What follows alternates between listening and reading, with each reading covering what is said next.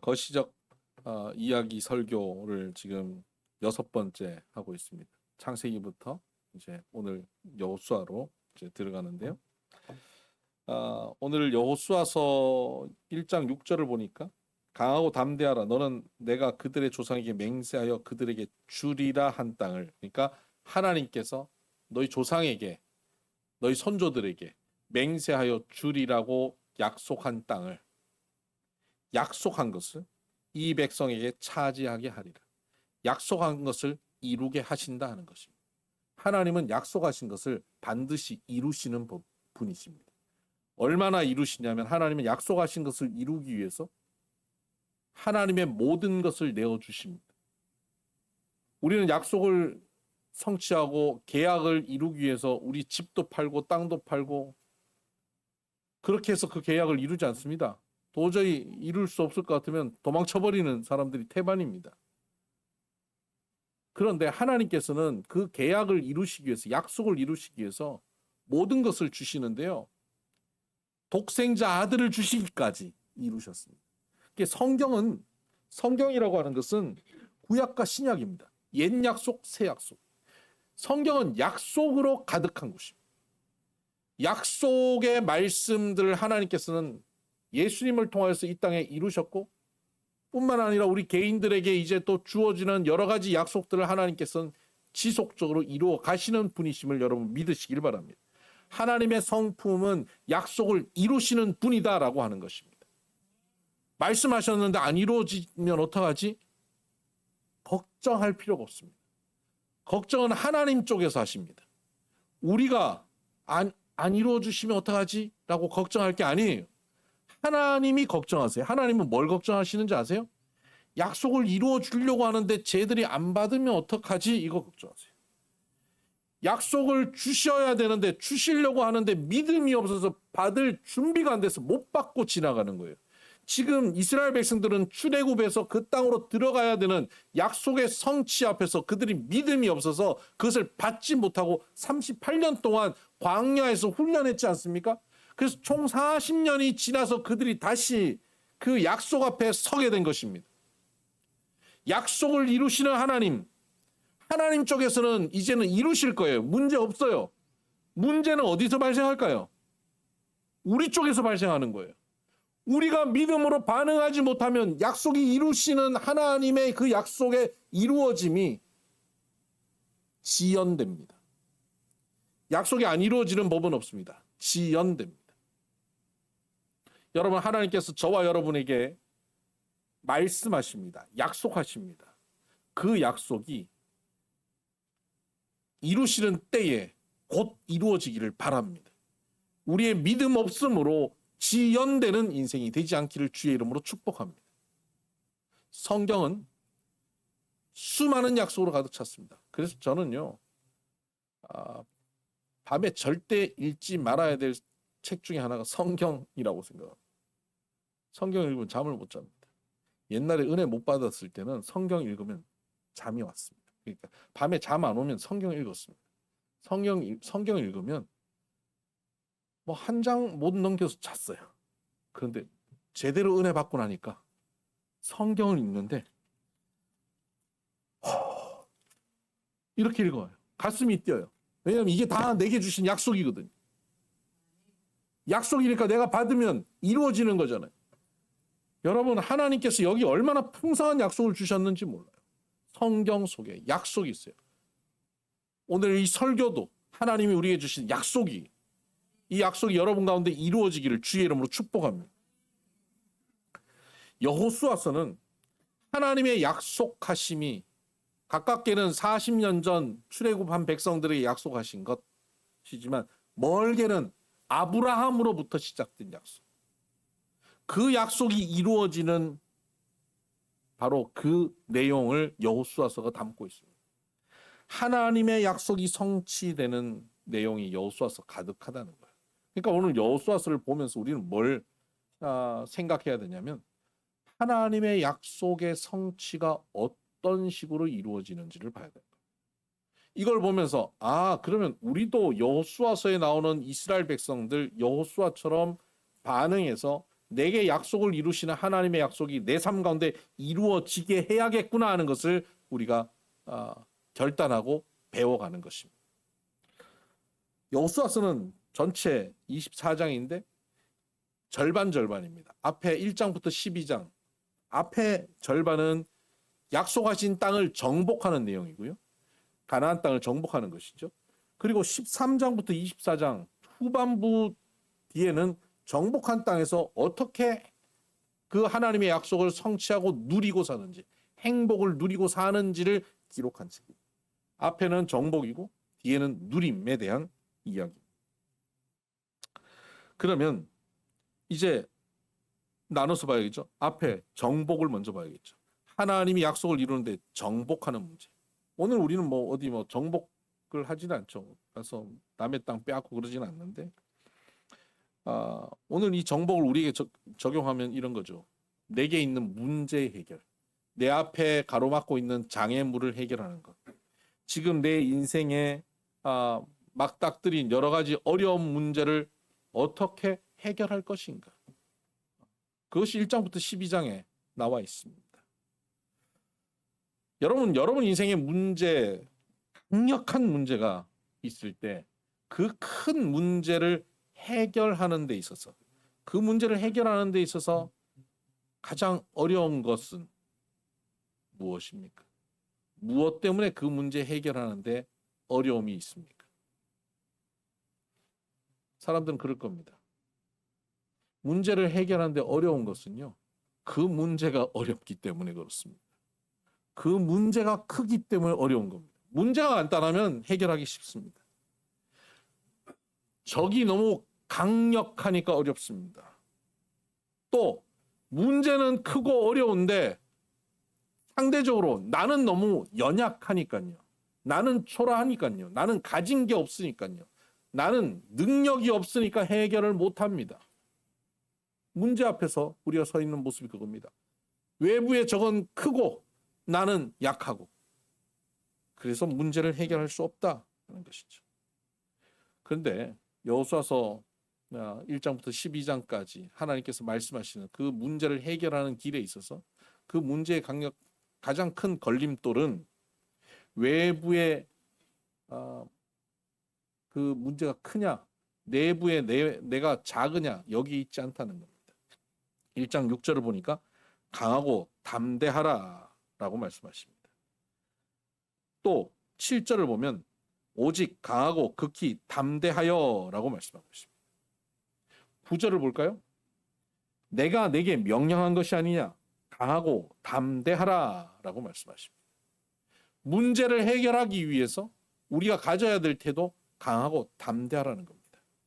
그러면 반대 내용은 뭘까요? 강하고 담대함에 반대되는 모습. 9절, 내가 내게 명령한 것이 아니냐, 강하고 담대하라. 두려워하지 말고 놀라지 말라. 그러니까 문제를 해결하는데 최대의 걸림돌은 두려움과 놀람입니다. 불안한 염려, 근심, 걱정입니다. 이것이 우리에게 주어진 약속을 성취하는데, 문제가 해결되는데 가장 큰 걸림돌입니다. 여러분의 인생에 있어서 지금 해결해야 될 문제가 있습니까? 지금 어려운 숙제 앞에 놓였습니까? 그것이 얼마나 크냐? 그것이 얼마나 심각하냐? 그것이 얼마나 오래됐느냐? 그것이 문제의 핵심이 아닙니다.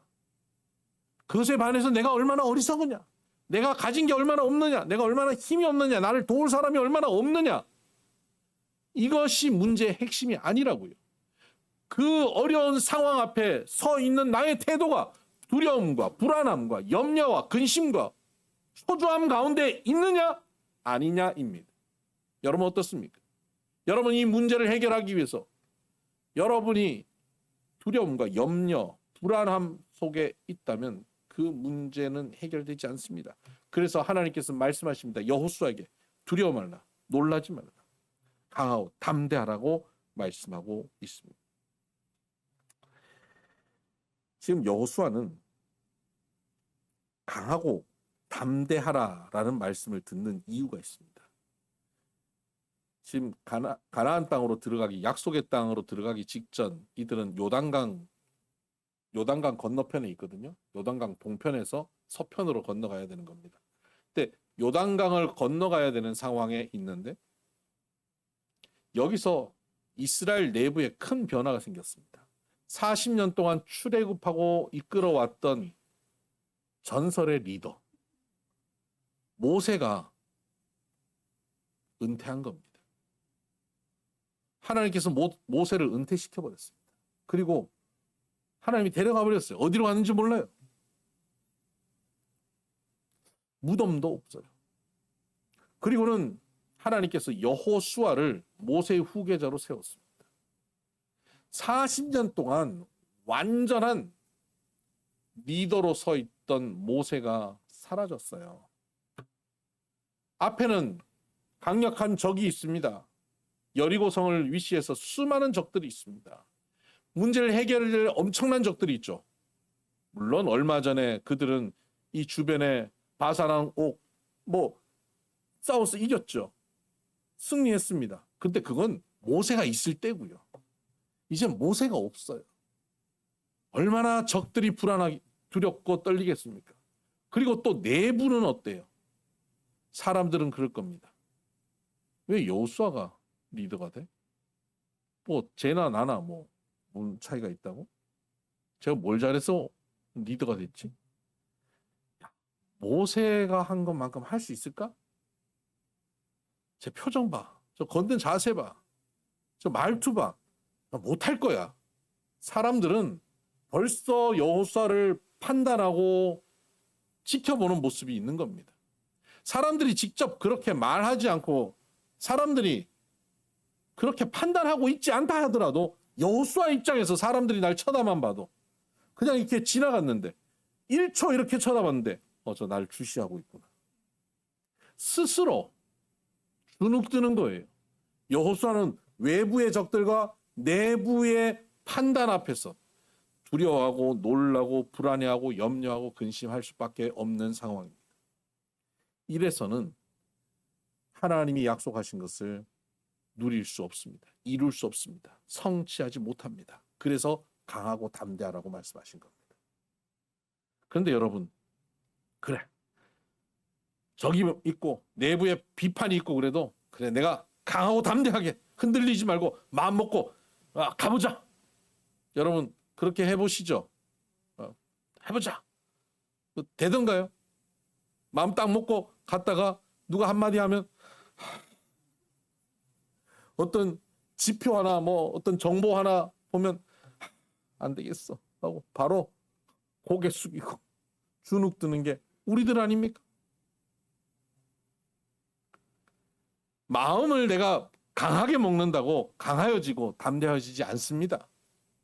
그러면 하나님께서는 강하고 담대하라는 건 마음을 단단히 먹어라 라고 하시는 말씀이 아닌 게 분명합니다. 그건 뭘까요?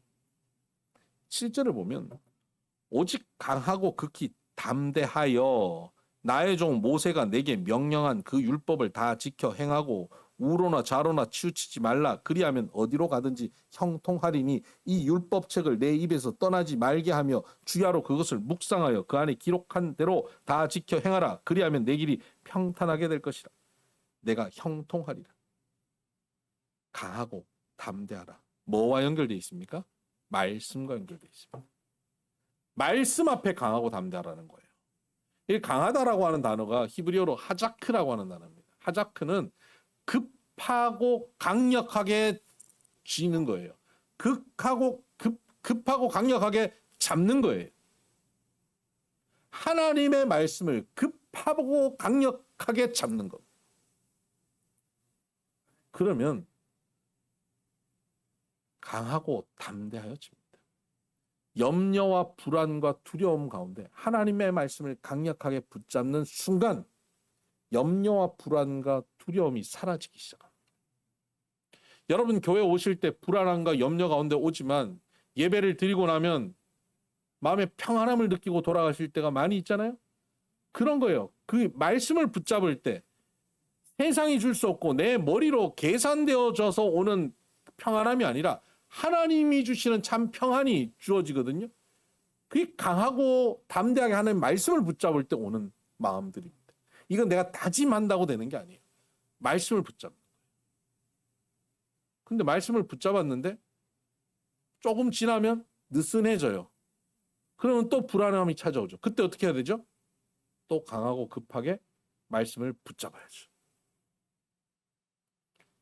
생쥐가요, 술에 취해가지고 술독에 빠져갖고 정신을 못 차려요. 고양이가 앞에 와갖고 잡아먹으려고 그러는데 겁을 안 내요. 고양이가 이거 나를 겁내야지, 이거 잡아먹는 맛도 나는데 이거 나한테 막 욕하고 덤벼드는 거 이거 잡아먹기가 뭐 한 거예요. 그래서 툭툭 쳐요. 그랬더니 야, 까불지 마. 너는 원펀치 쓰리강냉이야. 까불지 마. 생쥐가 막 덤벼드는 거예요. 그러니까 기가 막힌 거죠, 고양이가. 그래서 야, 너 나중에 술 깨면 보자. 그랬더니 이 생쥐가 뭐라 그런지 아세요? 또 마시지? 또 마시지? 여러분, 우리가 하나님 말씀을 급하고 강력하게 붙잡으면 평안해집니다. 세상의 두려움 앞에 우리가 담대해집니다. 그런데 또 느슨해져서 불안이 찾아옵니다. 그럼 어떻게 해야 돼요? 또 마시지? 또 마시지 해야 돼요. 또 붙잡고 또 붙잡아야 돼요. 말씀을 또 붙잡고 또 붙잡으면 또 강력해지는 거예요. 가서 마시지 마시고 말씀 또 잘못 듣고 가서 마시지 마시고 말씀을 강하게 붙잡아야 돼요. 하자크하셔. 제가 미국에서 목회할 때 우리 교회에 출석하던 집사님이 계셨는데 제가 한국 나오고 나서 이분이 그때부터 너무 어려움을 당했다고 저한테 계속 전화를 하셨어요. 카톡도 하시고. 목사님 이런 어려움을 당했어요. 저런 어려움. 목사님 떠나고 난다 너무 힘들어요. 이 집사님이 힘들어지고 어려워지고 회사에서 어려운 문제가 생기고 결국 회사를 쫓겨났어요. 미국에서는요, 회사 쫓겨나는 그 순간 정말 바닥으로 떨어지는 겁니다.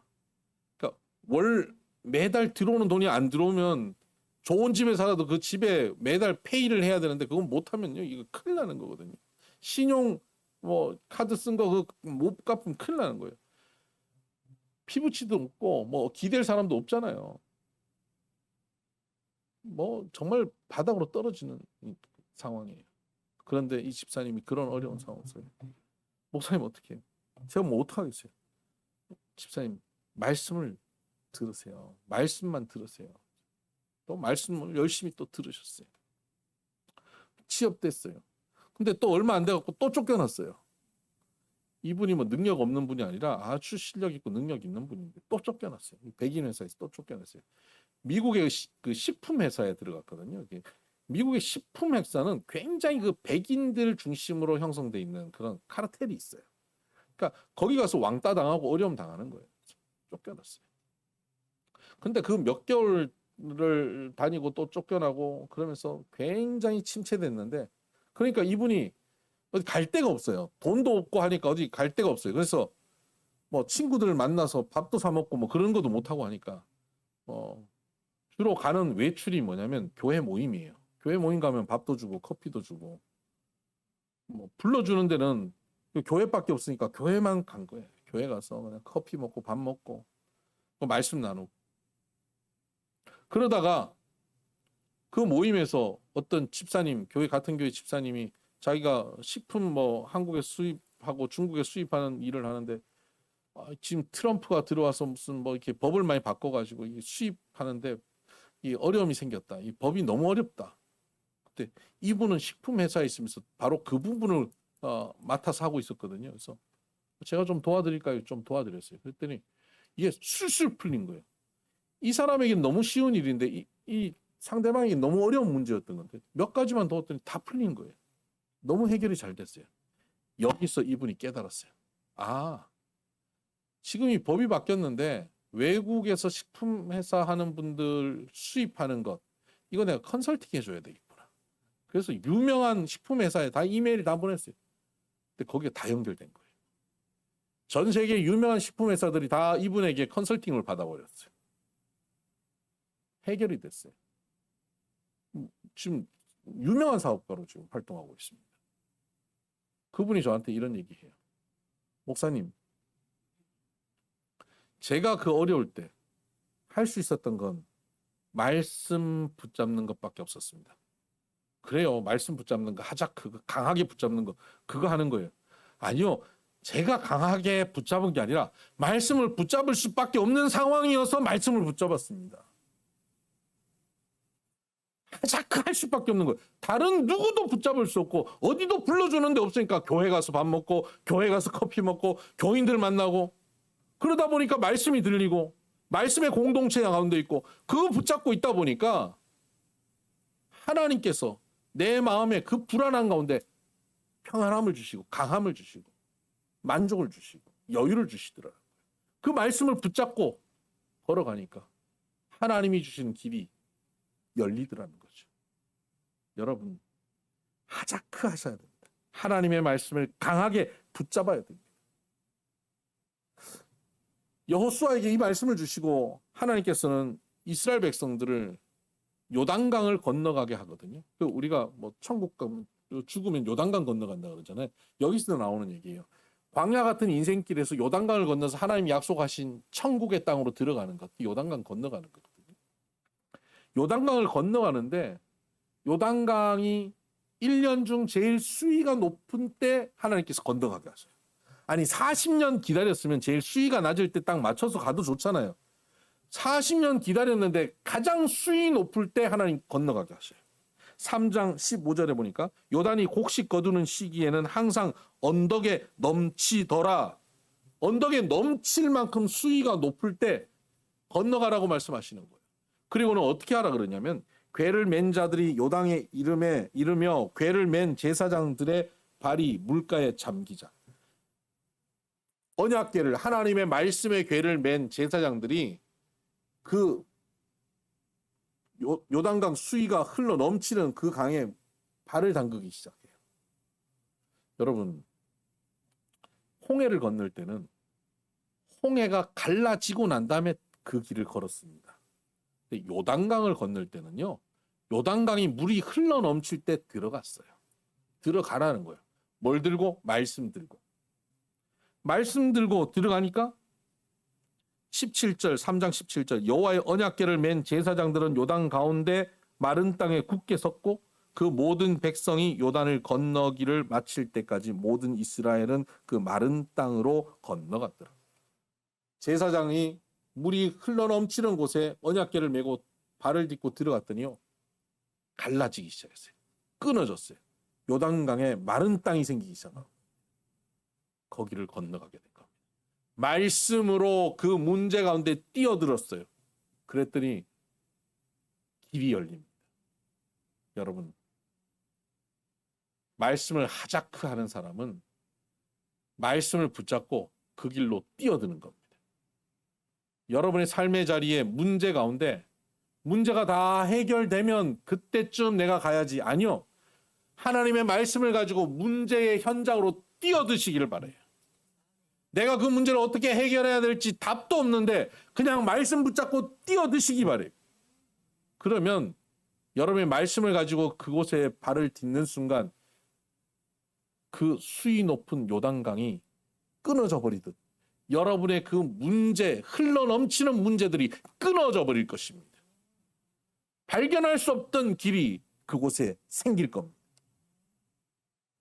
어떤 분은 그런 얘기 하더라고요. 요새 젊은 사람들은 그 개인의 재정을 컴퓨터에 엑셀이라고 하는 프로그램에 딱 넣어가지고 수입 얼마, 지출 얼마 딱 해서 뭐 이번 달, 다음 달, 뭐 1년 후, 그럼 뭐 집은 어떻게 하고 보험은 어떻게 들고 쫙 엑셀로 해서 그 범주 안에서 산단 말이에요. 그래서 엑셀 속에 갇힌 인생이라 그렇게 얘기해요. 엑셀이 이렇게 네모 반듯하게 이렇게 칸이 있잖아요. 엑셀 속에 갇힌 인생. 엑셀에 갇혀 있는 인생이에요. 요즘 사람들은 그 재정의 엑셀에 갇혀 살아요. 거기에 꼼짝달싹 못하고 그 수준에 갇혀 있어가지고 이 밥값 내가 내면 이거 큰일 나는데 헌금 헌금 안 돼. 큰일 났다. 누구 도와야 되는데 나중에 좀 나아지면 형편 좋아지면 그런 사람은 형편 좋아질 데가 없습니다. 여전히 계속 엑셀 속에 갇혀 살 겁니다. 믿음으로 엑셀을 밟아버려야 돼요. 엑셀을 밟으셔요. 엑셀에 갇혀 살지 말고 엑셀을 밟고 믿음으로 치고 나가셔야 돼요. 그러면 길이 열립니다. 여호수아서에 하나님의 말씀을 붙잡고 나아가는 상징적인 사건 중에 또 하나가 여리고성 무너뜨리는 사건 아닙니까? 요단강을 건너서 들어갔을 때 강력한 여리고성이 있었습니다. 여리고성 넘어뜨리는 건 우리 뭐 이야기로 너무 잘 알죠. 하루에 한 바퀴씩 여리고성을 돌고 마지막 7째 날 7바퀴 돌고 외치라고 할 때 외쳤을 때 여리고성이 무너졌지 않습니까? 믿음으로 그 여리고성을 향해 선포했을 때 무너졌습니다. 여러분, 믿음으로 선포하면, 말씀을 딱 붙잡고 순종하여 걸어가는 사람이 믿음으로 선포할 때 불가능해 보이는 것이 해결되어지는 역사가 있습니다. 여러분, 믿음의 선포가 굉장히 중요합니다. 하나님 말씀을 붙잡고 그 말씀으로 선포하시기를 바라요. 하나님이 이것을 이루실 줄 믿습니다. 하나님이 역사하실 줄 믿습니다. 하나님이 선으로 역사하실 줄 믿습니다. 하나님이 치유하실 줄 믿습니다. 하나님이 가장 베스트로 열어가실 줄 믿습니다라고 선포하시기를 바라요. 그런데 이 믿음의 선포에는 전제되는 게 있습니다. 7일 동안 그들이 하루에 한 바퀴 돌고 마지막 7바퀴 돌 때 하루에 한 바퀴 도는데 궁시렁궁시렁 될 마음이 얼마나 많이 생기겠어요. 야, 이렇게 돈다고 뭐가 달라져? 이튿날도 야, 어제 돌았으면 됐지 뭐 한 대표만 몇 명 돌면 되지 뭐. 우리 다 돌아야 돼? 하여튼 뜨거운 대낮이 돌아오고 새벽에 그냥 돌고 말지. 투덜투덜 궁시렁궁시렁 될 수 있지 않겠습니까?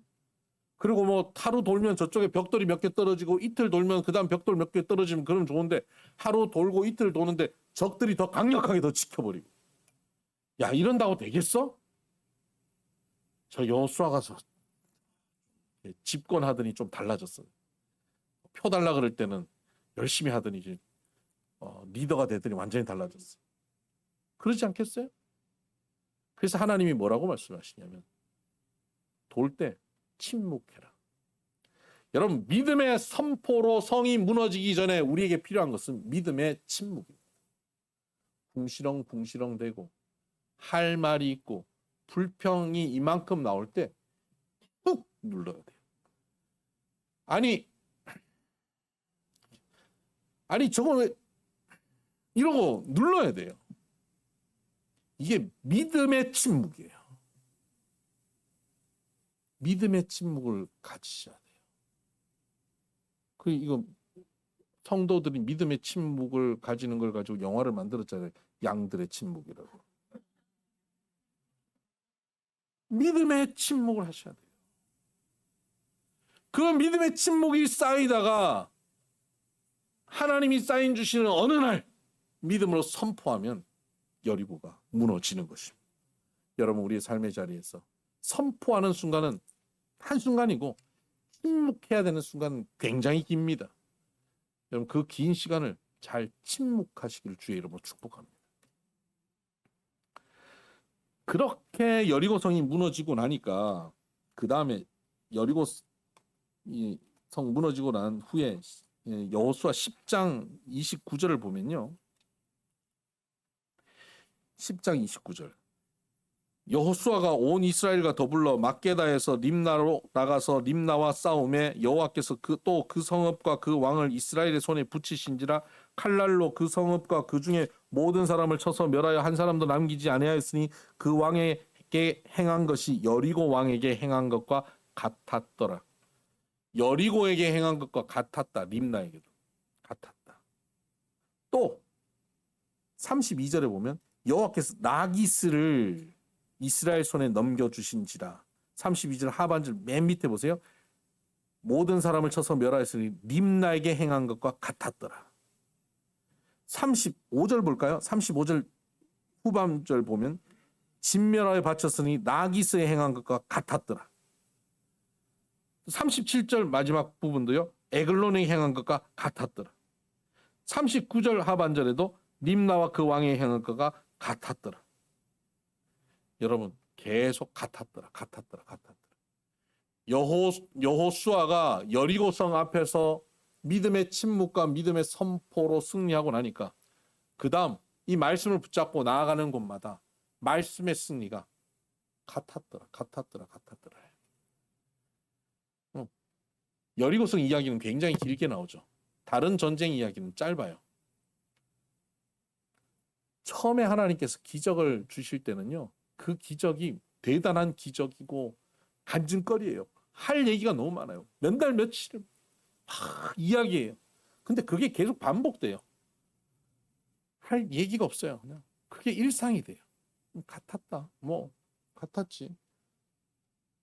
우리가 예수 믿고 은혜 받고 하나님께서 기적을 베푸시고 능력을 행하시고 놀라운 일을 행하실 때 우리가 입에 거품을 물고 막 하나님이 내게 이렇게 하셨어 막 간증하고 막 이래요. 기도했더니 역사하셨어요. 하나님 말씀 붙잡고 이렇게 역사하셨어요. 할렐루야 막 펄쩍펄쩍 뛰어. 근데 시간이 좀 지나가면 맨날 그렇게 살아요. 맨날 기도하면 역사하시고 말씀 붙잡으면 이루어지고 맨날 그 은혜 가운데 살아요. 그냥 기적이 일상이 돼 있어요. 그러니까 맨날 펄쩍펄쩍 뛰겠어요? 같았더라. 전에는 기도하면 응답하셨어요. 그 놀라는 이유가 뭔지 아세요? 기도하면 응답 안 할 것 같았는데 응답하신 거. 근데 안 놀라는 이유는 기도하면 응답하지. 말씀 붙잡으면 이루어지지. 그러니까 별로 놀랄 것 없어요. 같았더라. 이거예요. 여러분의 인생이 여리고성 앞에서 역사가 일어나서 놀라는 경험이 있게 되기를 바랍니다. 그러나 더욱더 바라는 것은 그 이후에 그 놀라는 역사가 반복되면서 같았더라.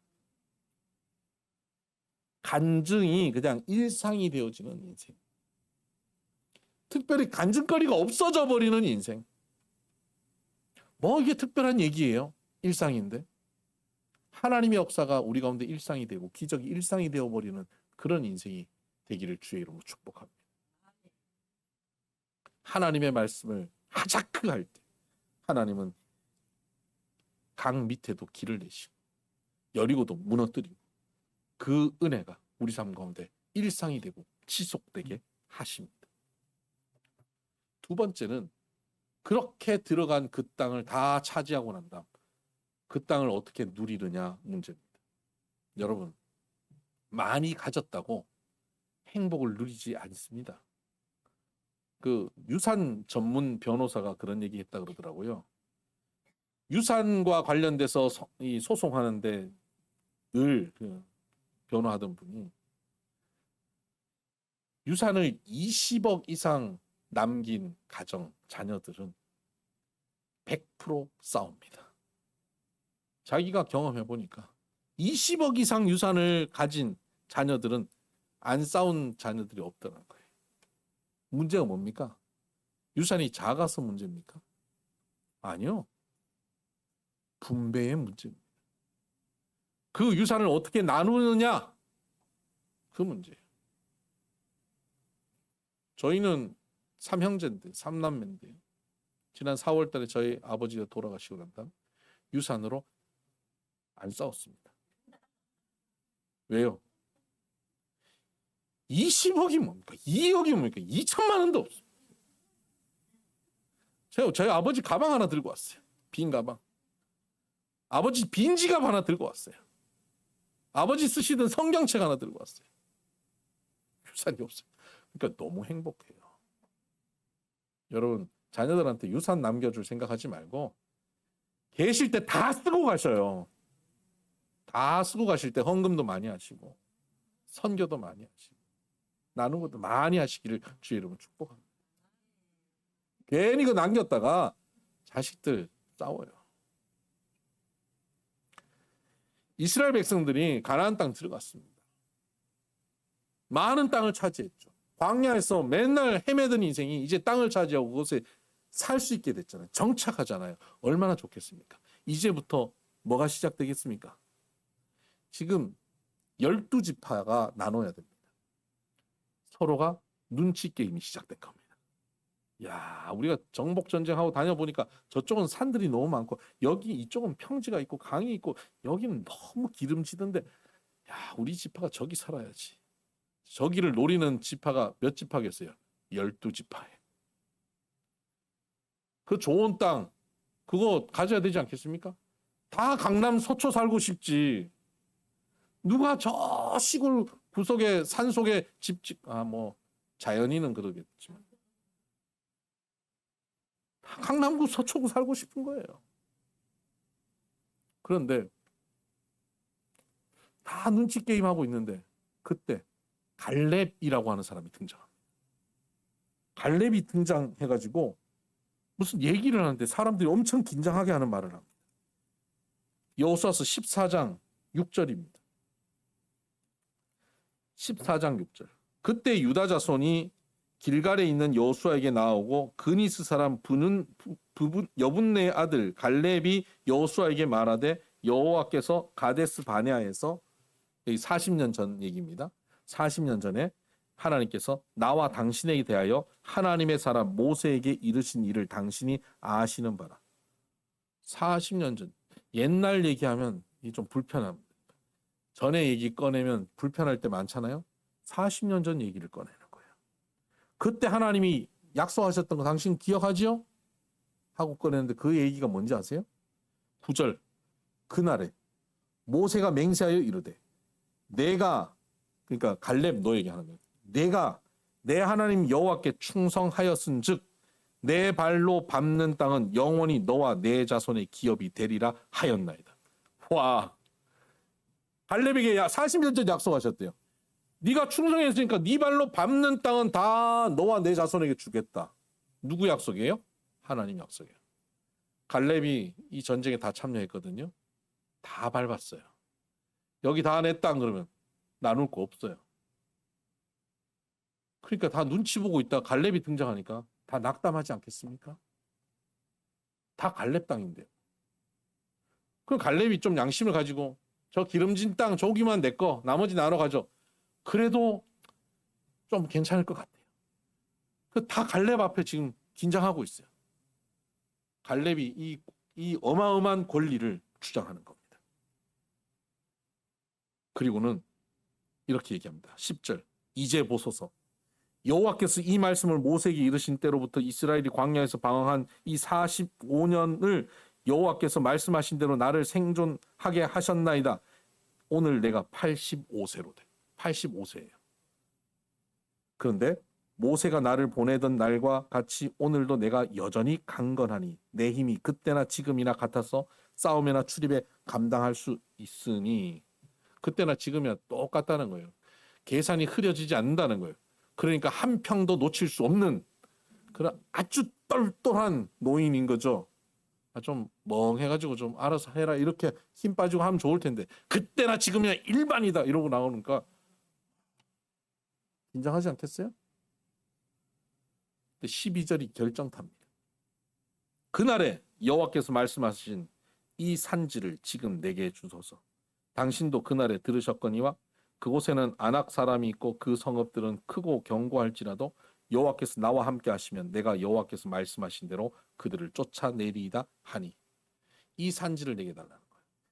38년 40년 전에 여기 들어가라 그랬는데 사람들이 저 산지에 엄청난 아낙 자손들이 있고 불안해서 못 들어갑니다. 그 불평 때문에 그들이 광야로 들어가서 훈련받았던 거 아닙니까? 바로 그 정복하기 가장 어려운 땅. 그래서 지금 정복 전쟁하면서도 밀어나서 아직도 정복하지 않은 미정복 지역. 아무도 그 땅을 차지하고 싶지 않는 바로 그 땅. 내가 그때나 지금이나 강건하니까 그 땅을 내게 주소서. 하나님이 나와 함께 하시면 내가 그 땅을 차지할 것입니다. 라고 선포한 겁니다. 아니 자기 권리로 이 좋은 땅 다 가지고 손 하나 대지 않고 다 누릴 수 있는 권리가 있는데 그 권리 포기하고요. 지금도 가서 땀 흘려야 되는 곳. 그곳을 내게 달라는 거예요. 갑 중에 갑인데 그 갑을 내려놓고 갑의 자리를 내려놓고 을이 된 거예요. 병이 된 거예요. 여러분, 갑이 갑질하는 것, 그 자리에 서지 않아야 합니다. 지금 갈렙은 갑인데 을질을 하고 있어요. 여기에 하나님 나라가 누려지는 겁니다. 분배할 때 가장 권리를 누릴 수 있는 갈렙이 그 권리를 내려놓으니까 그곳에 분배에 하나님 나라가 이루어지지 않겠습니까? 그 땅에 하나님 나라가 누려지기 시작하는 겁니다. 이것이 가나안 땅에서 이스라엘 백성들이 하나님 나라를 누릴 수 있는 길이 열리는 겁니다. 여러분, 우리에게 인생에 문제가 있고 그 문제를 당장 해결하는 것, 하나님 말씀 붙잡고 해결할 수 있습니다. 해결하고 난 다음 해결된 나의 삶을 풍요롭고 아름답고 복되게 누리려면 어떻게 해야 됩니까? 섬겨야 됩니다. 큰 자가 작은 자를 섬겨야 합니다. 높은 위치에서 낮은 데로 내려와야 됩니다. 교만한 위치가 아니라 겸손하게 내려와야 됩니다. 상대를 나보다 낮게 여겨야 합니다.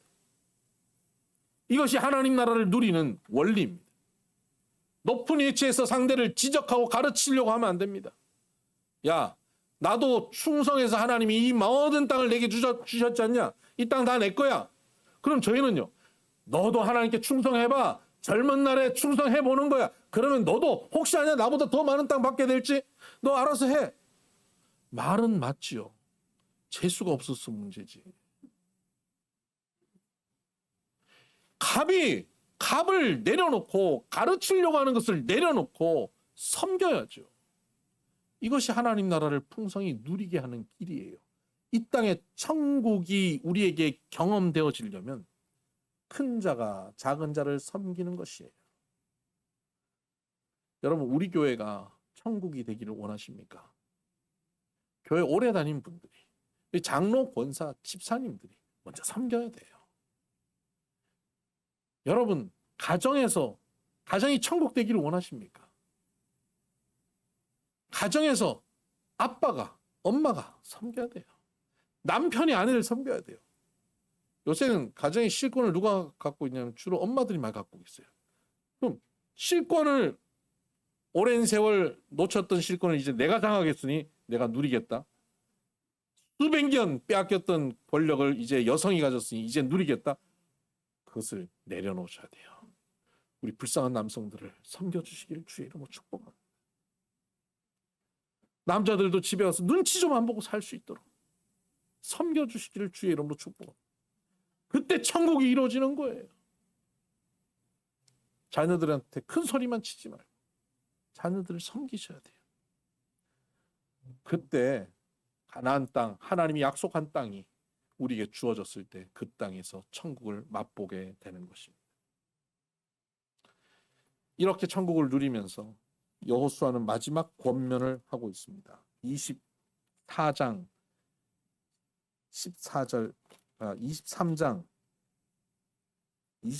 8절 보십시다. 핵심이 여기 있습니다. 하나님 나라, 하나님 약속이 이루어지는 삶, 핵심 23장 8절. 오직 너희 하나님 여호와께 가까이 하기를 오늘까지 행한 것 같이 하라. 어떻게 사는 겁니까? 하나님을 가까이 하고 사는 것입니다. 하나님을 가까이 하고 사는 것은 어떤 삶이죠? 말씀을 가까이 하는 삶. 하자크하는 겁니다. 그렇게 하자크하면 어떻게 됩니까? 9절. 이는 여호와께서 강대한 나라들을 너희 앞에서 쫓아내셨으므로 오늘까지 너희에게 맞선 자가 하나도 없었느니라. 너희 중 한 사람이 1000명을 쫓으리니 이는 너희의 하나님 여호와 그가 너희에게 말씀하신 것 같이 너희를 위하여 싸우심이라. 말씀하신 것 같이 여호와께서 싸우시기에 일당 천의 승리를 누리게 될 것이다. 그러므로 스스로 조심하여 너희 하나님 여호와를 사랑하라. 스스로 늘 조심하면서 내가 교만한 것 아닌가? 내가 하나님 말씀과 멀리 떨어진 것 아닌가? 스스로 조심하여 늘 하나님을 사랑해라. 하나님 사랑하는 게 뭡니까? 그 말씀을 듣는 것입니다. 하자크하는 것입니다. 가장 우선적으로 말씀을 중심에 두는 겁니다. 바빠서 말씀을 못 봅니다. 바빠서 예배에 참석 못 합니다. 안 돼요. 아무리 바빠도 내가 말씀이 우선이고 하나님께 예배하는 것이 우선이다. 이렇게 여겨져. 여유 있으면, 시간 있으면 그때 예배 갈게요. 그때 말씀 좀 읽어볼게요. 그때 성경 공부하죠. 아니요. 바쁘고 여유가 없기 때문에 말씀 앞에 나와야 돼요. 그래야 하나님의 능력으로 살아요. 그래야 한 명이 1000명을 이기는 역사를 우리가 경험하게 되는 것입니다. 약속이 우리 가운데 이루어지는 삶을 살게 되는 것입니다. 이 삶, 이 믿음의 삶, 승리의 삶, 약속이 이루어지는 삶을 우리 비손의 성도 여러분들이 날마다 누리며 풍성한 하나님 나라를 경험하는 인생 되기를 주의 이름으로 축복합니다. 기도하십시다.